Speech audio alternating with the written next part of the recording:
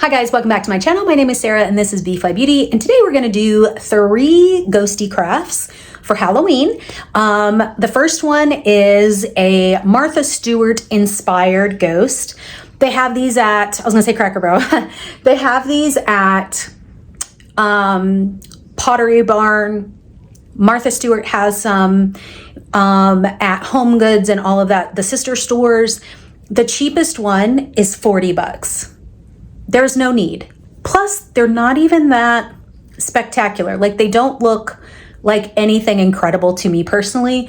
There's nothing really unique and different about them. It literally just looks like sheer fabric on top of a styrofoam head with some twinkle lights. So I'm gonna make my own.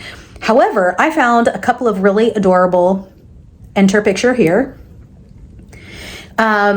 versions of this that I really, really love, especially because I love to thrift. I love to do antiquing and go to estate sales. And so if you've watched any of my hauls, you'll see that I did find this gorgeous piece of material. It's like a vintage, creamy, looks like a huge doily that people would spread at the top of their bed. You could like see the color come through. Really, really special.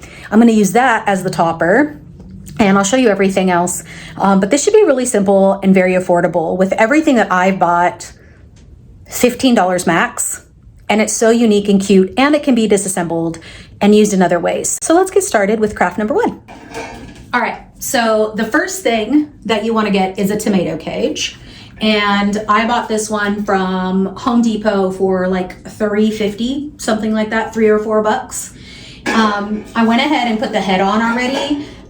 I was looking for a styrofoam circle, and oh my gosh, are they expensive. So I waited till I found one at the thrift store, and there's a lot of ways I could have went around it. Like, it doesn't need to be perfectly round. Like, I could have done some things, but I found this perfect head here, which is not actually perfect for this project, but I can make anything work. Found this for $3. So total with tax, $7 so far. I'm actually gonna turn this around because I don't like the nose and mouth.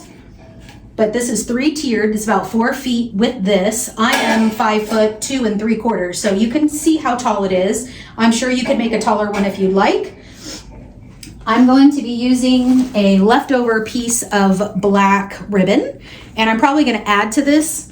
I have one of the cheapy dollar witch hats, and then this is the piece of material that I got for, I think I got this for like $7. This gorgeous bedspread. So we're going to start with putting twinkle lights on this, and then we're gonna throw this over. So I got some twinkle lights for $5.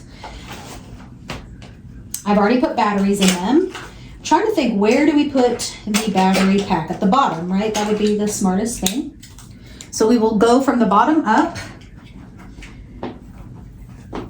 and wrap this baby around.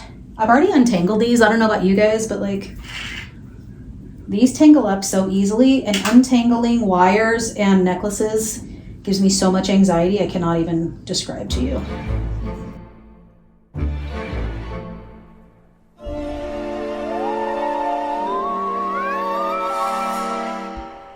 All right, let's test this. I feel like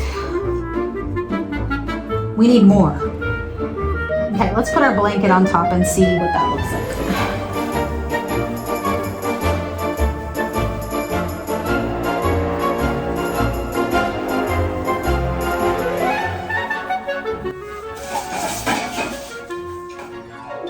Do we have enough? I feel like it looks really cute, but you just can't see it very well because the light in here. So let's just keep going. All right, so like I said, I'm probably gonna add more ribbon, but for now, we're just gonna do one tie to get us around the neck. And then I cut out my eyes already and my stars. I bought some felt from Dollar Tree, and I think it's gonna work really well. I just need to go get something to actually tack them on with. I thought I had this Velcro stuff and I don't. So that's really cute. So I basically bought these velvet cats, not velvet, felt cats, and I just used them, because you actually got more for your money. And I used them to cut out eyes and stars, as you can see from my inspo pic. So put these babies on. We gotta glue those or tack those. I don't really want to glue them though because I want to be able to use the material for something else if I want to. But I also want to add a pretty star on this. So let's go ahead and put it on. I mean, hello. How cute is this? So really the only thing left we have are tacking on the eyes, adding more ribbon, and putting the stars on. So I'm gonna go get some tacky stuff to do that. We'll put those on together and then I'll show you the finished product. Okay, I got all my little stars with their little pieces of two-sided foam. And I will say that if I was not trying to deconstruct this later, I would just hot glue these on and let it be, because that can also be disassembled, but this is just a lot easier. I'm not even sure how long these are going to stay when I put them on, but we'll see. I will also say that the reason I love this DIY is, number one, it's super simple. You do not have to be like a super technical crafter or anything to make this work. Number two, it's really affordable. And number three, it is customizable to your style of home. Like, really, it's super easy. You could legitimately do this with any material you wanted, and I have a more vintage style, so that's why I went this route. Let's put some stars on. Like I said, I do want to find a star that's not black to work on her hat.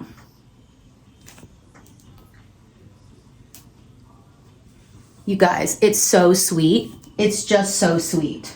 I think I might do, I don't know, I kind of want to do this little one up here somewhere. That's sweet. Gosh, these are really kind of fun to play around with. It's a little one. I didn't think that this would be enough, but I think this is actually a perfect amount of stars because we want it kind of random. Should we put one on our head? I don't think so. That's weird. Sarah, why would you say that? Okay. I think we're good. And I can always rearrange these once I get it in position. So let me find some material for the hat and then we'll finish up. Okay, I picked up a couple things at the thrift store this morning, and one of the things had some kind of burlap style material. So I cut a star out of that for the hat. And then it also had like a little gold ribbon. So I want to put these things on and then I'll show you what it looks like. Okay, I can't wait to show you guys this at night. She looks so cute. It's hard to see in this lighting, but look at her. We gotta give her a little name. I do think I need to put some light behind the head though, so I might adjust that. All right, we're gonna do Ghost Craft Part 2. So we're taking, I just got a couple of Dollar Tree taper candles, 2 for probably $1.50 now. They used to be $1.25. I'm gonna let them sit in some hot water, and then we're gonna see if we can mold them without them breaking, and then we'll paint some little ghost face on them. So let me find something that they will fit in, and we will add the hot water and keep an eye on them. All right, we got them fully covered, and I will leave them and check on them. I feel like I should put something on top to kind of hold them down, but we'll leave them like this for now. All right, we're gonna try and mold.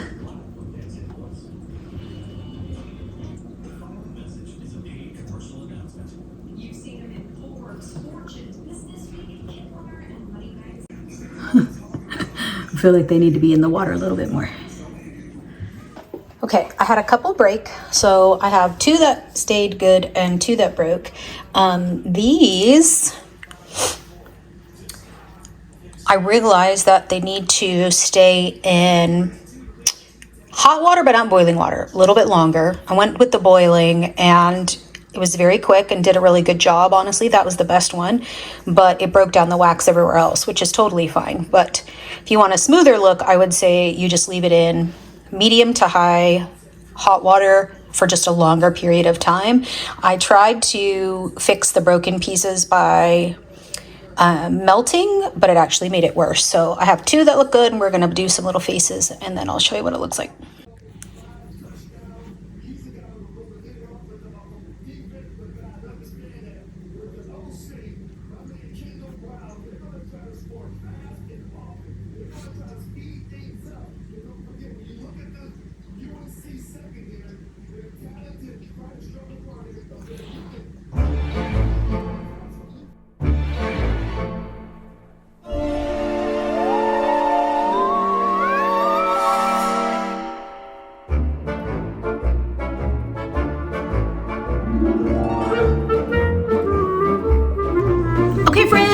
have Ghost Craft number 3. So I picked up this gorgeous painting in the most incredible frame. I do believe it's vintage. It is signed and everything, but it has some damage to it. Anyway, I got it at an estate sale for I think 10 bucks. Sorry about the glare there. There is no glass. I actually already broke the glass off on accident. But you know how everybody is doing those ghost paintings. I've never done one.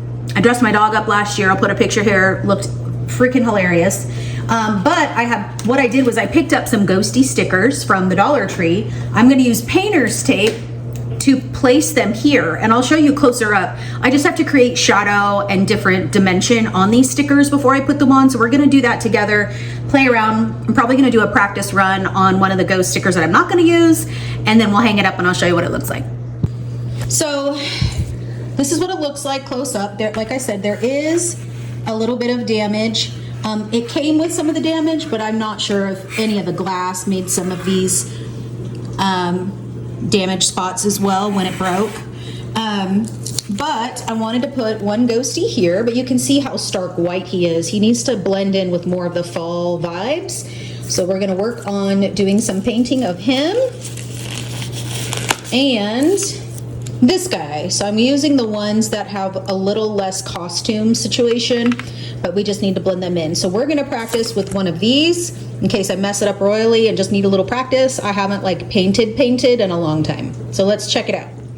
All right, I got orange, gold, green, brown, and white, and a lot of these colors were blended to make like this olivey green here for my eyeballs. So I think that they will be a great mix for here, and we'll play around right now, see what kind of color combos we can get. So one of the first things I want to make sure is I know which side the light is coming from. To me, it's more shadowy on the left because there's more shadows on this tree and lighter on the right. So we're going to assume the light is coming from this way, and we have to paint our ghosty the same. Light here, dark on this side.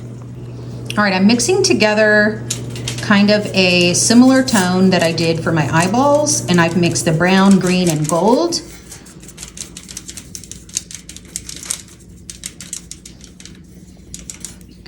We're gonna do a little bit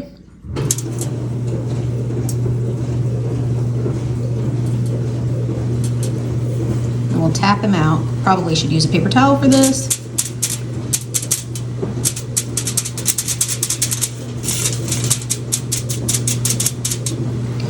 And then I'm gonna build some more brown up to get a little bit of a darker left side. And then we'll tap that out. Don't you love when your brush just runs right into your paint?